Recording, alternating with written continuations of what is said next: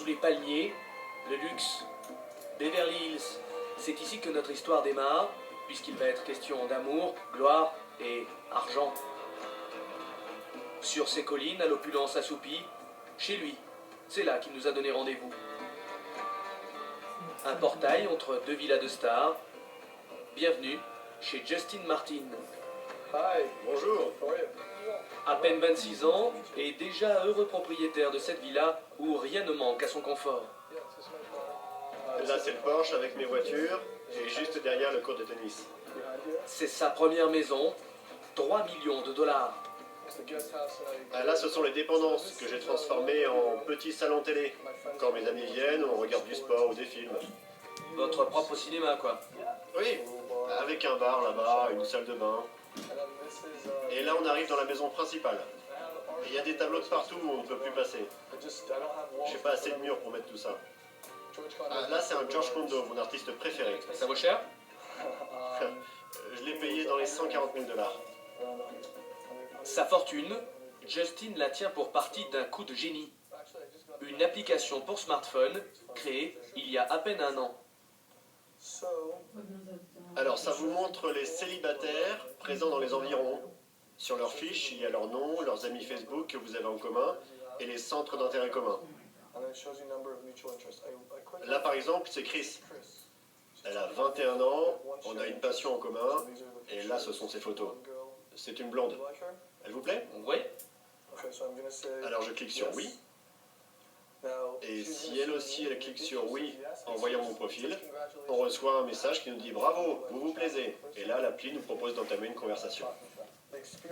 Mon appli, c'est comme quand vous entrez dans un café. Dans ces cas-là, la première chose que vous voyez, c'est le physique des gens, s'ils vous attirent ou non. Puis, si vous engagez la conversation, vous cherchez des points communs, des amis en commun. Tinder, désormais, c'est l'endroit où vous allez pouvoir faire ces nouvelles rencontres. Vous comprenez? Les usagers, eux, ont bien compris l'intérêt de son application, genre agence matrimoniale. Elle est l'une des plus téléchargées du moment et compterait déjà plus de 30 millions d'utilisateurs. Et ce n'est qu'un début. En ce moment, on a 100 000 nouveaux utilisateurs chaque jour. On est en train de devenir une multinationale très présente au Royaume-Uni, Canada, Australie, Brésil, États-Unis évidemment. Et dans un pays comme les Pays-Bas, par exemple, qui compte 16 millions d'habitants, on a déjà 3% de la population qui s'est inscrite, juste sur les 30 derniers jours. Son appli est encore gratuite, elle ne rapporte rien, du moins pas encore. Mais avec un tel auditoire, son potentiel est énorme. Et des investisseurs ont déjà versé plusieurs dizaines de millions de dollars à Justin Martin pour prendre des parts dans sa société. Mais Justin est toujours actionnaire majoritaire. Si je veux vous acheter votre société aujourd'hui, combien ça me coûterait? Je ne sais pas si je peux en parler, mais il faudrait que ce soit un chiffre significatif. Il faudrait que ça satisfasse mes investisseurs et tous ceux qui ont misé sur Tinder. Plus de 50 millions? Absolument. Plus de 100? Oui. Plus de 200? Oui. 300? Plus. 400? Plus. 500? Plus. 1 milliard? Maintenant, Oui. on est sur cette trajectoire.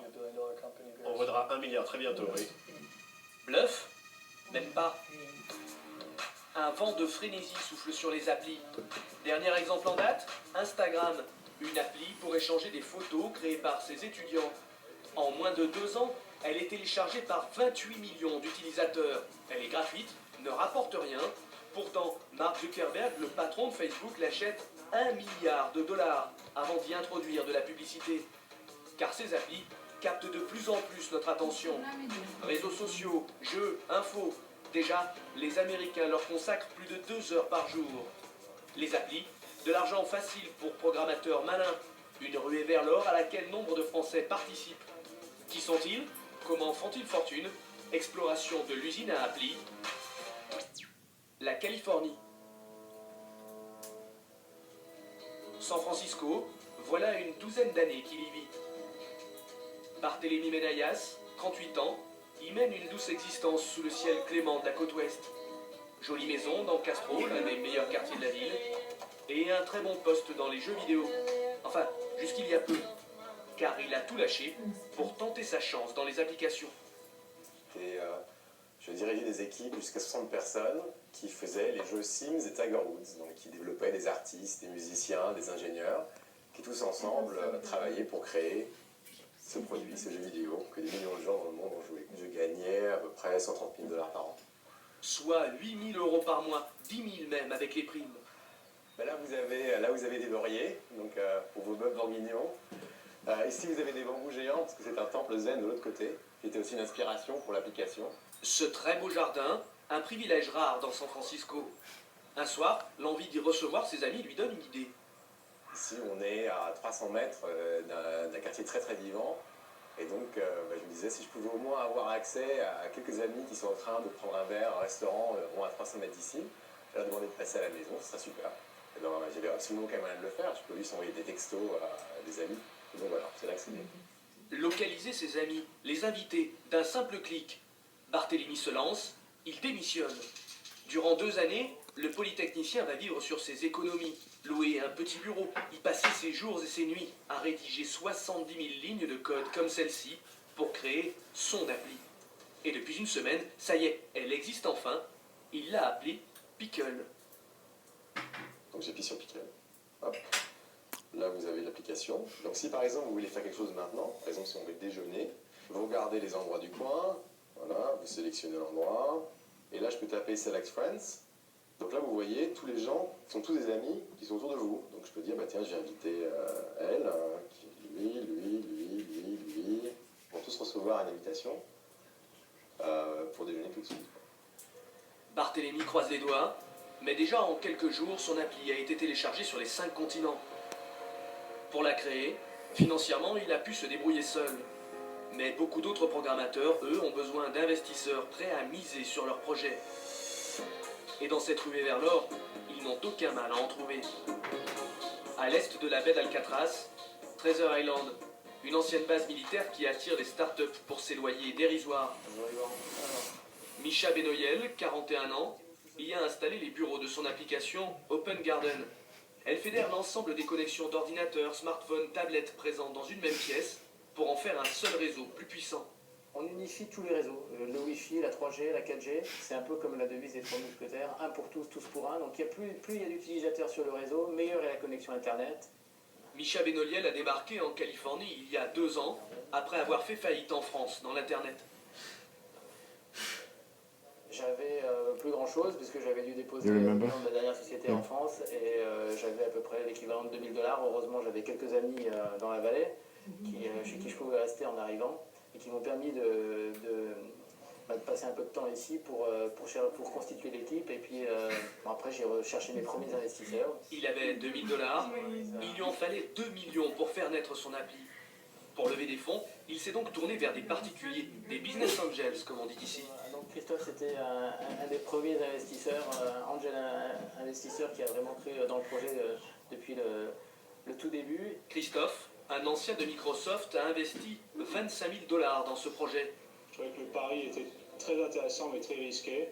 Donc voilà, maintenant je regrette de ne pas avoir mis plus, mais bon, c'est comme ça. Vous, 25 000 $, a priori, vous avez combien? Probablement multiplié par 5, plus ou moins. Plus que ça. Plus que ça. C'est plutôt depuis de l'ordre de 10 ou 20, ouais. Si la valeur d'Open Garden s'est envolée, c'est parce que 3 millions d'utilisateurs l'ont téléchargé en moins de 2 ans. Misha a accompli son rêve américain. Car à présent, il va pouvoir se faire racheter, et cher, par un gros poisson de la Silicon Valley, le rêve de tout créateur d'appli en Californie. C'est justement ce qui vient d'arriver à un jeune Français, Martin Lestagnol. Le voici. Bonjour, bienvenue chez Bug. À 32 ans, Martin s'est installé en Californie il y a 4 mois à peine. Ça fait très peu de temps, exactement. Recruté par Box, un géant du stockage de données. 1000 salariés, ambiance start-up. On a plein de trottinettes pour se déplacer dans les locaux, c'est pratique. En France, Martin, l'ingénieur, avait mis sa vie professionnelle entre parenthèses durant une année. Ok, donc là c'est la product team, ici c'est le design. Le temps pour lui de créer son appli, Folder. Donc en fait, cette application permet d'accéder à ces fichiers qui sont donc en ligne et en fait de les jouer d'une façon très conviviale, etc. La musique. Vous ne stockez pas sur le téléphone.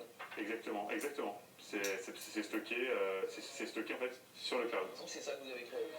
Ce que j'ai créé, c'est un moyen d'accéder à ces informations qui sont sur le cloud. Depuis son téléphone. Depuis son téléphone.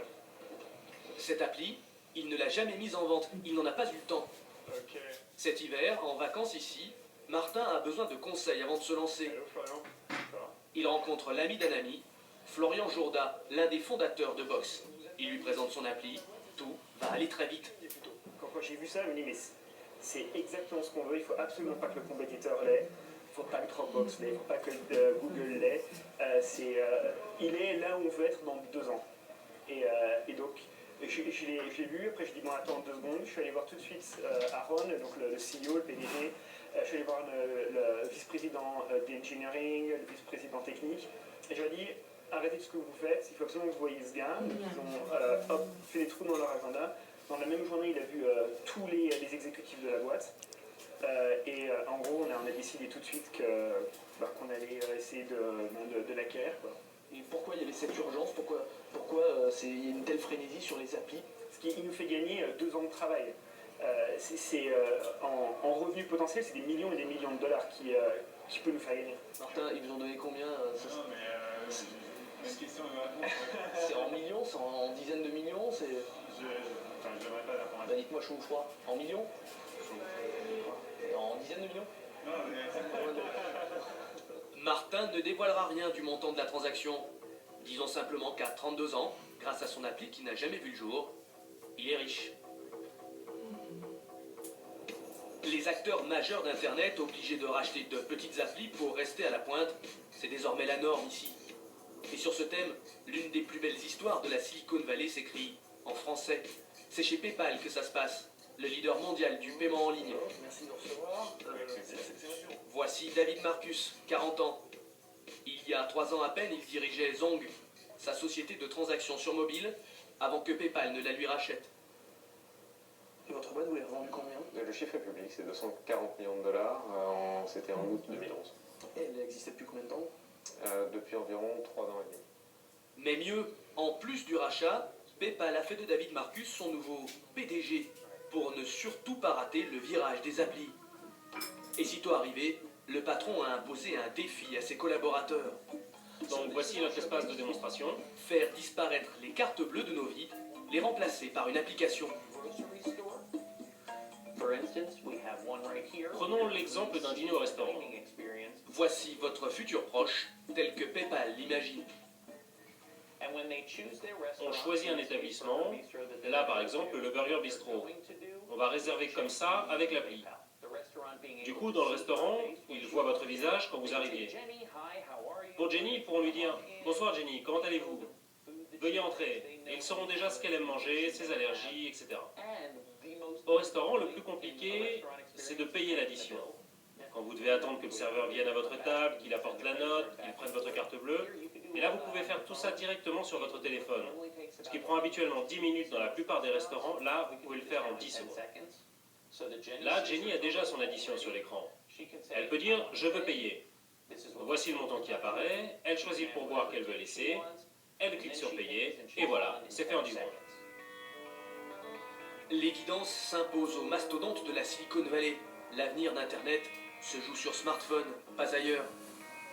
Exemple, avec le géant de la vidéo, YouTube. En 2011, seuls 6% des connexions au site passaient par smartphone. Aujourd'hui, c'est 40%. Mais de quoi vivent ces applis au juste? Comment les rentabiliser? Pour comprendre, nous sommes allés voir un expert de la question, Auriel Oyon. Lui vend des espaces publicitaires pour applis. Alors, il y a plusieurs moyens de monétiser, de faire de l'argent avec une application. Le premier moyen, tout simplement, c'est de la vendre. Donc d'avoir un prix et de permettre aux utilisateurs de la télécharger. Donc ça peut valoir 1 $, 2 $, 3 $, 4 $, jusqu'à plusieurs dizaines de dollars. Et là, le modèle est très simple. Apple ou Google prennent 30% et le reste va chez le développeur. Et Apple vient d'annoncer à leur dernière conférence qu'ils avaient distribué depuis leur lancement 13 milliards de dollars aux créateurs d'applications. Donc c'est pas négligeable. Oui, mais 80% des applications téléchargées sont gratuites. C'est là qu'Auriel intervient. Voilà, ici on voit les mails. Il vend ce type de bandeau publicitaire, là, tout en bas de l'écran. Je clique ici, là tu vas voir la pub sur le côté. Donc Nous, on vend la publicité à l'action, au clic. Il est vendu entre 15 et 20 centimes d'euros le clic à l'annonceur. Donc il faut que les gens cliquent dessus pour que ça rapporte de l'argent. Absolument. Pour vivre bien de son appli, il faut compter quoi? Combien d'utilisateurs? Donc à partir de 1 million d'utilisateurs, 2 millions d'utilisateurs par mois, on peut commencer à générer plusieurs centaines de milliers d'euros par an. Et malheur aux applis qui ne dépassent pas les 500 000 téléchargements. Bonjour Yvan. Julien Salanon, 36 ans, en sait quelque chose. Pour lui, l'Eldorado manque d'éclat. Il a quitté la France en juillet 2012 avec femme et enfants, a placé les économies du couple dans InTouch, son appli pour échanger des cartes de visite. Combien vous avez dû mettre dans cette appli, vous? À peu près 100 000. 100 000. Et aujourd'hui, cette appli, dans l'état, elle vaut quoi? Elle vaut pas grand chose. Elle a été téléchargée combien de fois? 20 000 fois. C'est bien? C'est pas terrible, non. Les applications comme la technologie, c'est prendre une vague. C'est comme le surf. Et donc vous avez une vague, et la vague des applications, elle est déjà passée. On est rentré un peu trop tard dans la vague. C'est pour ça qu'on est en train de changer de business maintenant. Changer de business, prendre la vague d'après. Julien vient de jeter ses derniers dollars dans la bataille pour adapter son appli au Google Glass, des lunettes créées par Google. Et donc j'arrive ici, j'arrive à peu près à 10 mètres de vous, et là j'ai des glaces qui s'activent, qui me font plum plum. Encore à l'état de prototype, elles intègrent un écran, reçoivent les mails, les SMS, font appareil photo, GPS et obéissent à la voix. Ça c'est pour les activer. OK, glass. Take a picture. Julien en est convaincu, elle devrait bientôt remplacer nos smartphones. Là j'ai une jolie photo d'Yvan en face de moi. Il est l'un des 1000 premiers à avoir créé une appli pour ce support. En temps réel, elle affiche des données sur vos interlocuteurs. Ça va cartonner. Donc là, je rame, et je prends de la vitesse, et dans un mois, hop, je me lève et on lance l'app et on va faire la presse, donc j'espère que Et c'est pas où vous serez sur la vague. Oui, on sera sur la vague. Depuis 2007, 1 800 000 applications ont été créées. Seule la moitié existe encore aujourd'hui.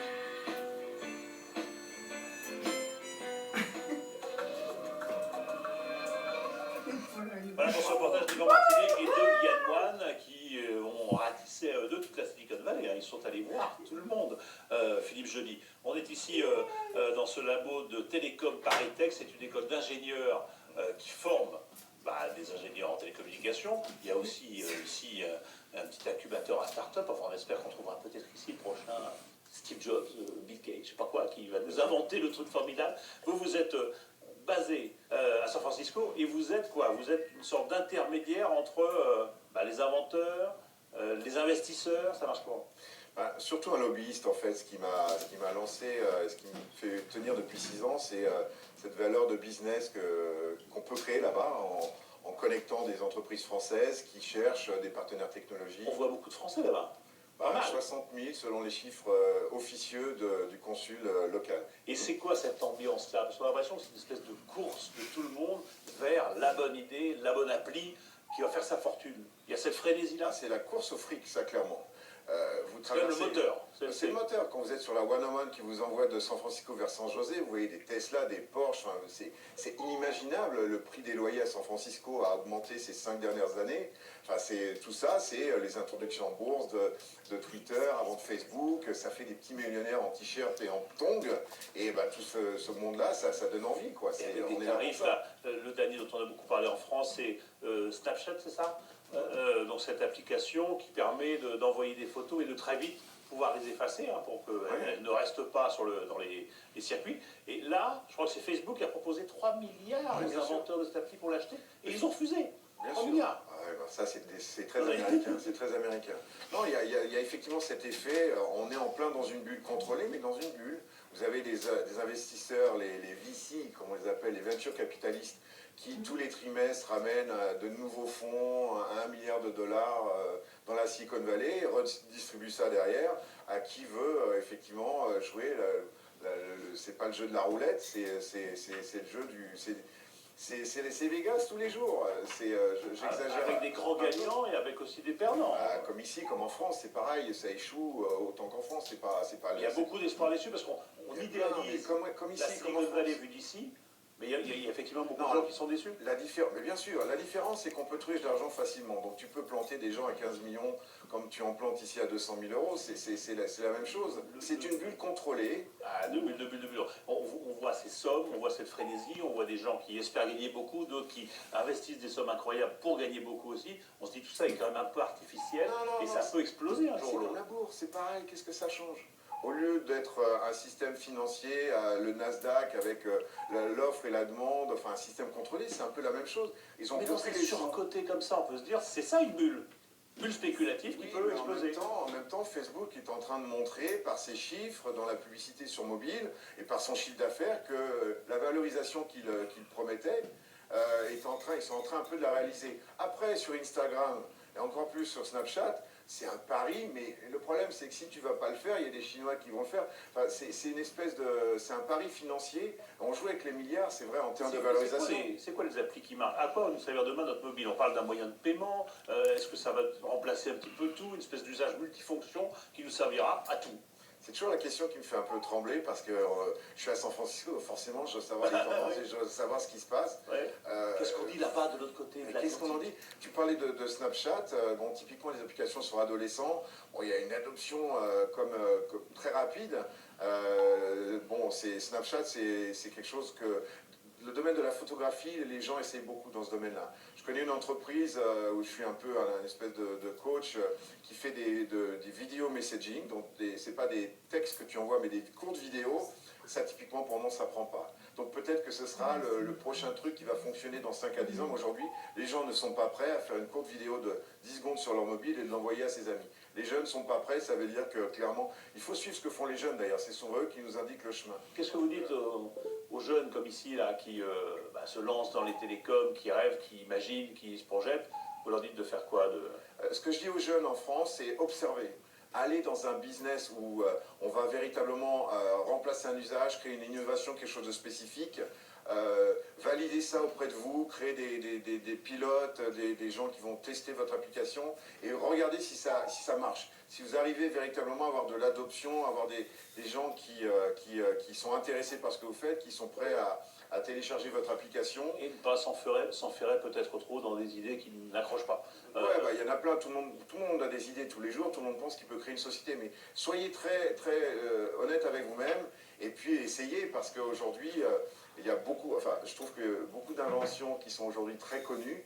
Enfin, Facebook, c'est un peu le hasard, c'est la frustration d'un gars dans une expérience avec une fille qui va lui faire créer Facebook, et puis après il y a plein de choses qui s'enchaînent et c'est pas un hasard le succès de Facebook. Il y a toujours des très belles histoires, mais ces créations-là. S'il n'avait pas eu cet échec avec cette demoiselle, peut-être qu'il n'aurait pas eu cette hargne pour faire ce qu'il a fait, Mark Zuckerberg. D'accord, mais la création ne passe pas forcément par une déception amoureuse. On peut heureusement. Voilà. Merci Philippe Joly, merci d'être venu dans cet environnement high-tech. C'est un plaisir. Parler de ces choses-là, et je comprends et je retiens qu'il ne faut pas se mentir à soi-même dans cette industrie comme une autre, parce que c'est d'abord une industrie et qu'il faut effectivement confronter ses idées d'abord à son entourage. Merci beaucoup. Merci Philippe Joly. On arrive au terme de cette émission sur ces portables, ces applis, ces téléphones. J'espère qu'elle vous aura ouvert un peu les yeux sur ce monde qui est le nôtre maintenant et sur les possibilités qu'il nous offre. Je voudrais remercier ceux qui nous ont accueillis, que ce soit ce labo de l'école Télécom Paris Tech, ceux qui m'ont aidé à préparer l'émission comme Thomas Auro, Joël Briandé, Jean-Carl Lambert à la rédaction en chef, Laurette Servant à la préparation des plateaux, Philippe Lallemand à leur réalisation. Je vous rappelle les réseaux sociaux, Facebook, Twitter pour nous rejoindre, que la semaine prochaine, il n'y aura pas de complément d'enquête, ça sera des paroles et des actes avec David Pujadas. Nous, on se retrouve le 5 décembre pour parler de cash, d'argent liquide, d'argent noir, de travail au noir, etc. Toute cette économie qui se...